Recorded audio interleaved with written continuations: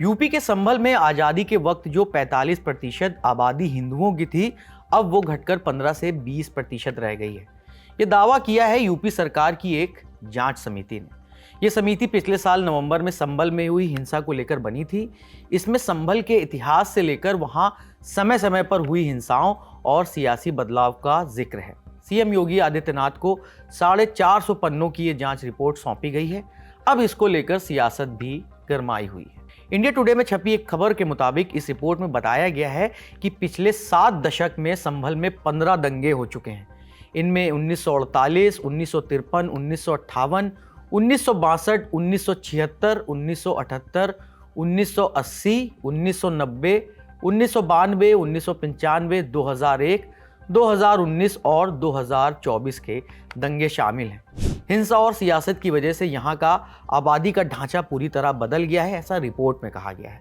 आज मुस्लिम आबादी करीब 85% तक पहुंच चुकी है। समिति ने हिंदुओं की आबादी में इस गिरावट के पीछे बार बार के दंगे और तुष्टीकरण की राजनीति को जिम्मेदार ठहराया है। पिछले साल की घटना का जिक्र करते हुए रिपोर्ट में लिखा है कि 22 नवंबर 2024 को समाजवादी पार्टी के सांसद जिया उर रहमान बर्क के बयान के बाद माहौल बिगड़ना शुरू हुआ। उनके बयान से नाराज हुए धर्मांतरित हिंदू पठानों ने विरोध किया। 2 दिन बाद तुर्क और पठानों के बीच भिड़ंत हुई, जिसमें गोलीबारी भी हुई। इस हिंसा में 4 लोगों की मौत हुई थी।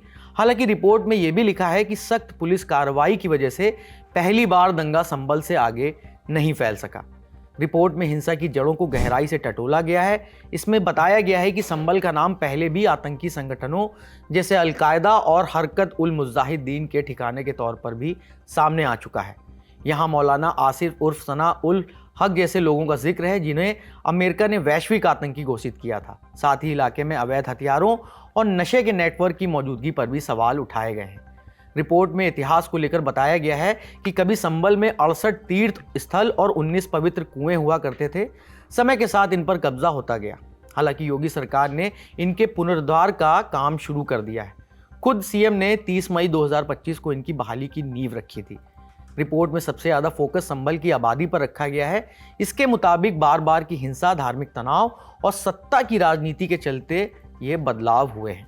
अब इस रिपोर्ट को लेकर रिएक्शन भी आने शुरू हो गए हैं। सुनिए। अब ये कैसे इतिहास को तोड़ मरोड़ करके पेश किया जा रहा है और एकदम बिल्कुल दिन के उजाले में पूरी दुनिया के सामने लोगों की आंखों में धूल झोंकी जा रही है।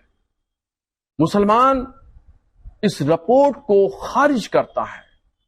हम इस रिपोर्ट को कबूल नहीं करते हैं। और जहां यह बात कही जा रही है कि पहले 45% गैर मुस्लिम वहां आबादी थी और आज वह आबादी घट करके गैर मुस्लिमों की 15% रह गई है, तो इसको गौर करना चाहिए कि वहां पर लोग अपने बच्चों की परवरिश के लिए, उनकी तालीम तरबियत के लिए और अपने कारोबार के लिए मुरादाबाद चले गए, अलीगढ़ चले गए, गाजियाबाद चले गए, दिल्ली मुंतकिल हो गए। चूंकि संभल एक छोटा सा कस्बा था और छोटे से कस्बे में वो तमाम सहूलियात नहीं मिल सकती हैं, वो तमाम एजुकेशन नहीं हो सकती जो बड़े शहरों में होती हैं।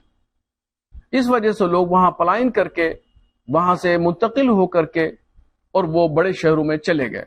बड़े शहरों में वो उन्होंने अपने बच्चों को पढ़ाया, लिखाया, कारोबार की, तरक्कियां की। इस बात को एक अलग नजरिए से पेश किया गया है। हम भारत की एकता और अखंडता पर अपनी कुर्बानी देने के लिए तैयार हैं। हमने पहले भी कुर्बानियां दी हैं और आज भी हम कुर्बानी देने के लिए तैयार हैं, मगर मस्जिद के नाम पर हम किसी से समझौता करने के लिए तैयार नहीं है। यह मस्जिद है, आज भी मस्जिद है और कयामत तक मस्जिद ही रहेगी। फिलहाल इस खबर में इतना ही। आपके लिए सारी जानकारी लेकर आए थे हमारे साथी दीपेंद्र गांधी। देश और दुनिया की दूसरी बड़ी खबरों के लिए बने रहिए दी लल्लन टॉप के साथ। शुक्रिया।